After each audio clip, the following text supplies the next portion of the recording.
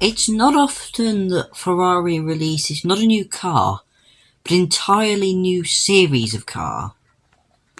Because basically Ferrari has these individual series. You've got the big Berlinetta GTs, the F series, which is like Enzo, LaFerrari, F40 and whatnot. The little baby Ferraris, which I can't remember, I think they're called the Sports series.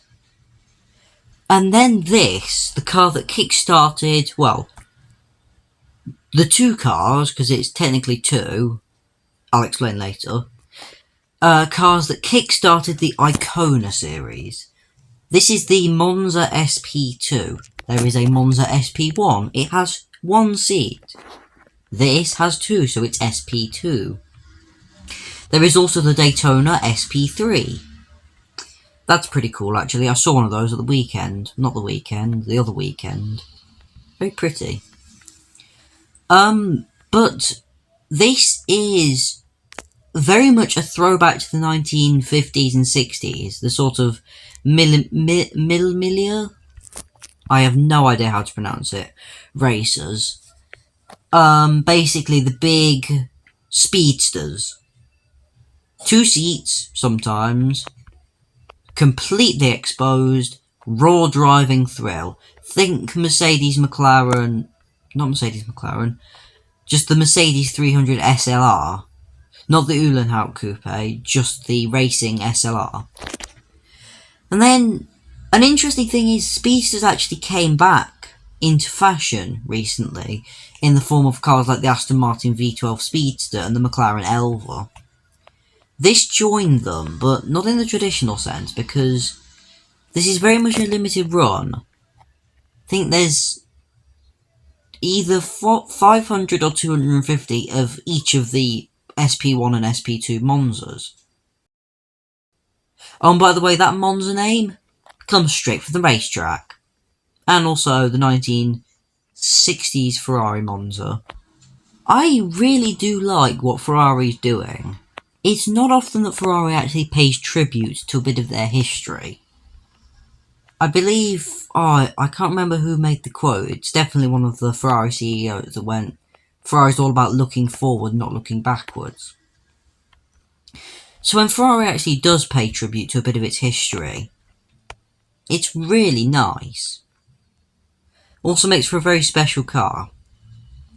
Now, one of the more interesting things about this is, while 500 or 1000 may seem very little, you've got to remember that in supercar terms, where, basically every week you're getting a brand new startup, or just a limited run of 10, or even 5, possibly even 1, that 500 or 1000, that's not as uncommon as you'd think.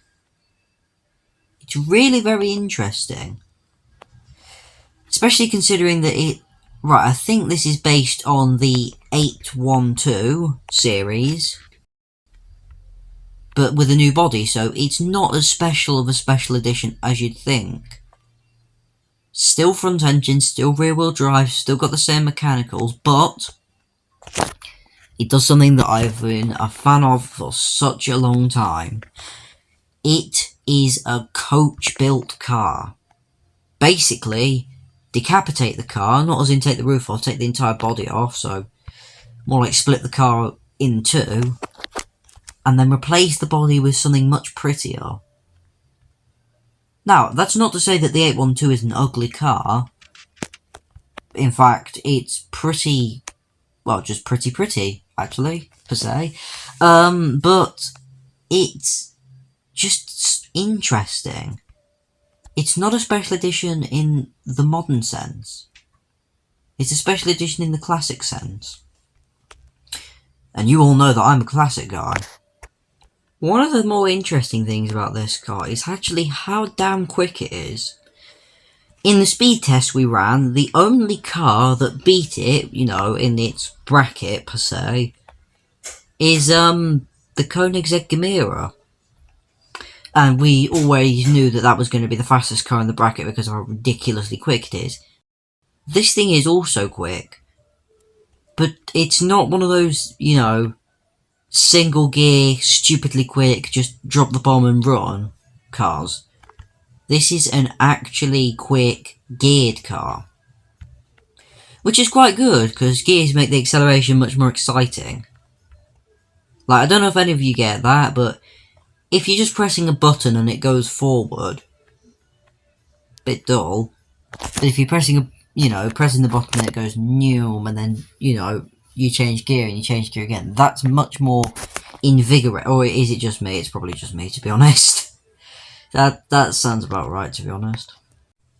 Time to go for a drive on my favourite road in a multi-million-pound open-top Ferrari with a big V12 and rear-wheel drive. Life is good.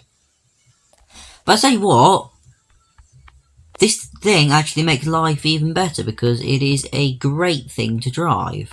I think, anyway. At least it would be if I wasn't an untalented spoon, which unfortunately I am. If you check it out, see the way it hugs the apexes. Oh, brake, nice, very nice. It's genuinely a delightful chassis. Check this out. Just no real, hiccups or problems with the chassis. Oh, and by the way, about that chassis, it's very, very pliant. Which is what you want from what is essentially a sports tourer, rather than an out-and-out track car. Which is why you can really have some fun with it on that road. It's genuinely really good fun. And a proper handling car, which I have been lacking on this channel for a bit of a while now. Or at least it's felt like it. So let's see. Is the sort of sports GT going to be any good on the circuit? Well, in all of the other circuit tests that we did for all the other cars, they all tended to congregate between 30 and 31 seconds. Apart from the Koenigsegg Chimera, which decided to outdo them all and break 29 seconds, which is quite impressive, although it was a bit of a hassle. Like wild understeer, heaviness. It was not the most fun lap I've ever done. Still, price to pay for speed, I guess. Well, the only price I've ever paid for speed is a speeding ticket, but oh dear. Bit of a shoddy lap on my behalf, but 32.48, that puts it at the slowest point. We're actually going to hop onto XL for a moment. Yes, I use XL now, shock and horror. Because I've started this thing where I'm putting all the cars I review into an Excel spreadsheet and getting properly nerdy with them. So, you've got the real name, Ferrari Monza SP2 on the highlighted line. The in-game name, Frascati Interlagos. Whatever. And then, you've got times for each of the different races. So, TS is top speed, Bike OR is bike off-road, ATW around the world, drag, circuit, highway, desert, off-road, city, mountain, dock, plus the tyres that they were on. Now, if we take a look, I haven't actually put the time in yet, so let's do that.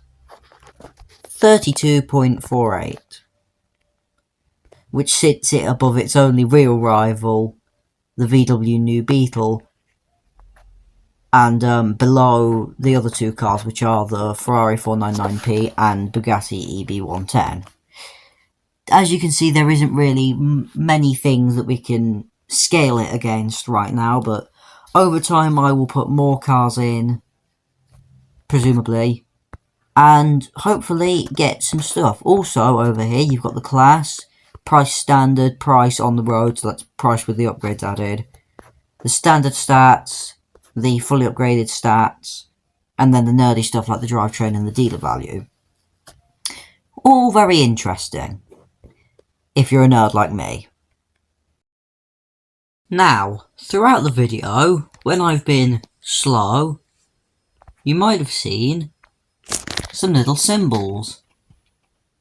What do these symbols do, you might be wondering? Well, when I press this front one, the bonnet comes off. Press the door once, the two doors come up, and I press the back one, the rear comes up. And the best bit is, they stay up no matter how fast I go. It's brilliant. Which makes this the first, well, joint first of two cars to have openable parts. These openable parts will come as standard in the future, which is very good. It also means that if you do want openable parts on a car, you know, buy this one. But if you want an actually good car, Koenigsegg Mira. Fast, good looking, 4-seater, shockingly bad handling, but ignore that. It's difficult but rewarding, so buy a Koenigsegg Mira. So, on that terrible disappointment for people that like both cool features and good cars, thank you all for watching. I will see you later with a review of another car with openable parts, the Lamborghini Aventador J. Or is it?